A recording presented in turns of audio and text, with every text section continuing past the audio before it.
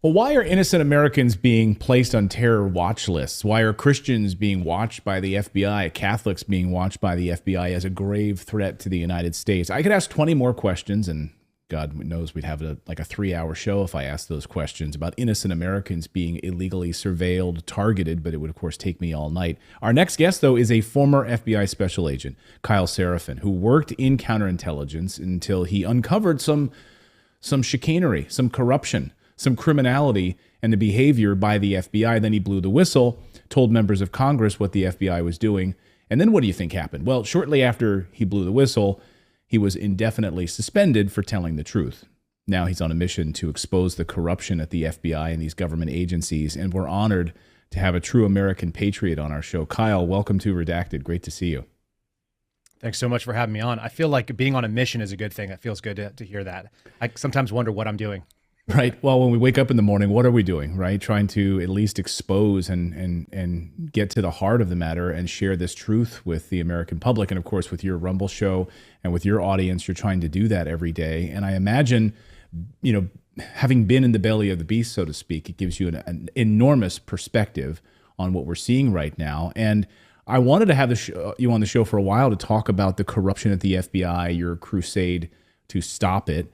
And we'll get to that in a minute. But over the past few days, we've actually gotten some breaking news that I want to get your context on first before we get more into your story and your history from the TSA, placing innocent Americans on a terror watch list and the federal air marshals sitting quietly nearby on flights because these Americans who were in Washington, D.C. or near Washington, D.C. on January 6th are the gravest threat to America and therefore need to be placed on terror watch lists.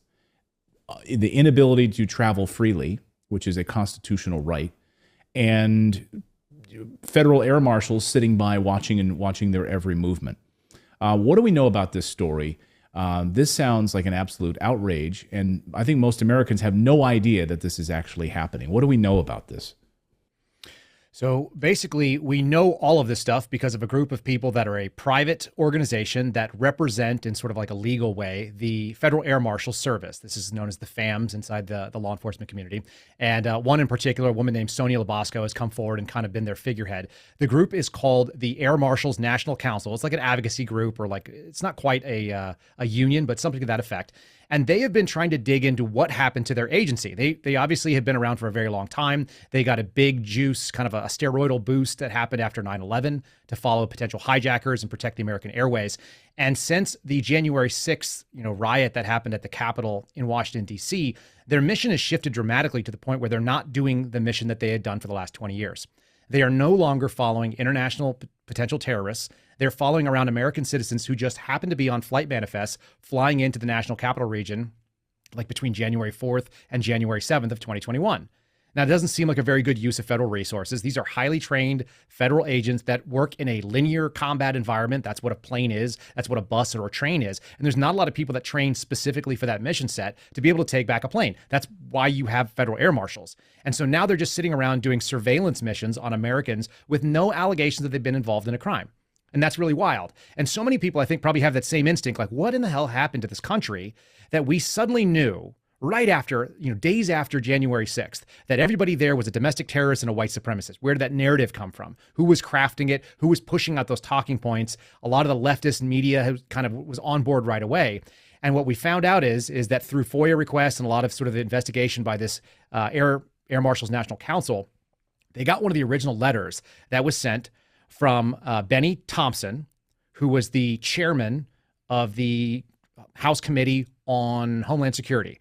And he wrote a letter to the administrator of the TSA. So that administrator doesn't sound like it's a very prestigious title, but that's the top guy at TSA. His name is David Pekoski. And Pekoski got a letter that basically said the following: what are you doing to address these white supremacists and domestic terrorists that tried to take over our government and may try to come after and attack the inauguration of Joe Biden? And what are those steps that you're taking to inhibit their ability to get on an aircraft? And that's what he asked them. That, to me, when you're the oversight committee that has the the purse strings for a federal agency, you're essentially saying you've got 1 week to come up with a briefing telling me what your solution is to this problem. And we haven't seen that until just this week, which is pretty wild. The second piece of it is it was written 5 days after. It was written on January 11th. So this happened very, very quickly, that with no trials, with no completed investigations, he had already decided that they were white supremacists and that they were domestic terrorists. And many of these people were never charged with anything at all. Some of them have not been convicted and they are still pending. But it turns out that that's a real problem for me as someone who swore allegiance to the Constitution, and theoretically a congressman would have as well. We do have a Fifth Amendment right to due process. And in theory, we shouldn't be taking away your constitutional guaranteed right to travel. I did a whole piece on this for Uncover DC. Tracy Beans does a pretty good website over there. And they carried my piece, which basically said that since like 1870, the United States Supreme Court has confirmed that the right to travel is actually constitutional to be able to move between states. So if you're going to deprive somebody of that right without any due process, that should be a problem, one would think, and especially if you have a constitutional oath to protect the Bill of Rights. What additional security screenings are these people going through? Are they being alerted that they're now on some special list? They're being watched, that over their shoulder there's a federal air marshal as they get up to go to the bathroom or ask for additional peanuts, that there's a federal air marshal there making sure that they are not a threat to national security? Yeah, it's kind of a yes and a no. If you're in the know, then you know what's going on. If you've experienced it, the people that have experienced it definitely know that something is amiss. When they print out their boarding pass, when you and I go jump on a flight, especially if you're going domestically in the U.S., you can usually check in 24 hours in advance. You go to United, you go to Southwest, whatever, and you say, yeah, click in and put me in the boarding group and I'm good to go. These people will find that there's an error in trying to check in. They're unable to do that. And they'll have to actually go to the flight desk. They'll have to go to the desk outside the secured area at any airport they want to travel in. And when they do, they're going to see wide eyes from the attendant who's standing behind the desk, because it's going to alert them that this person is on a terror watch list called Quiet Skies.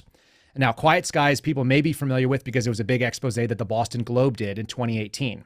And it was such a big blowback on the department, on the TSA, that they ended up putting out on their website. You can actually go find it right now. Just type in Quiet Skies TSA, and you'll see they have an official statement about what it is. And in theory, it's watching potential terrorists based on all these types of metrics they do, and the intel analysts crunch all the numbers, and they decide who the potential threats are that are international terrorists. But in reality, what it's become since January of 2021 is it's just a watch of American citizens that's no allegations of any violence or any danger. When they get flagged with this Quiet Skies program, they're going to see 4 S's prominently displayed in at least 2 places on their boarding pass. And that quad S delineator is their first tip that they're about to have a really rough experience, sometimes lasting hours. They're going to get aggressive and enhanced screening procedures. They're going to be physically touched, sometimes even strip searched. Every single item that they bring with them is going to be swabbed for potential bomb-making activity. They're going to swab every zipper of every bag, of every carry-on. They'll open every pouch, and they go through every single compartment, and they go through this incredibly aggressive theatrical display that has no benefit to the American people. Interestingly enough, I think the number that Sonia Labasco told me was something like $500 million has been spent on this program since they created it, and it's got 0 terrorists have been interdicted with it. So it's completely theatrical. It's classic TSA, right? Right. So the sad thing is these guys are going to go through that, or these guys and gals, they actually had a big breakover, and this is why I'm mentioning Uncover again. Uncover DC did this piece. A woman named Wendy Mahoney wrote a story about the fact that an infant was placed on this terror watch list, because the infant is the child of 2 people that are on the watch list. And so like an 8-month-old infant or 11-month-old infant being placed on there, it literally says infant on the boarding pass and then quad S's. People can see the photos over on the website. So this also should really outrage people, because there's an opportunity cost. You've got a bunch of federal air marshals, highly trained for a specific mission set, and now they're babysitting a family with an infant. Anyone who's ever traveled with an infant kind of knows how difficult and tough that is to do. You're not looking to do terrorism. You're looking to make sure your baby doesn't make everybody on the plane miserable. And now they've got like hours and hours of missing flights. Oftentimes there's like sort of this process is the punishment type of thing. And it all comes apparently out of the Committee for Homeland Security, which is pretty awful to think. Well, hopefully if they're going to spend all that time with the baby, they'd at least, change the diaper and take care of the baby for a while, because that's the biggest problem. It's unbelievable to me. And, most Americans have no idea that this is happening, and they are now the targets of this. America, patriotic Americans are now the target, the biggest threat to democracy internally. This is where we're now seeing our intelligence community. We've heard it from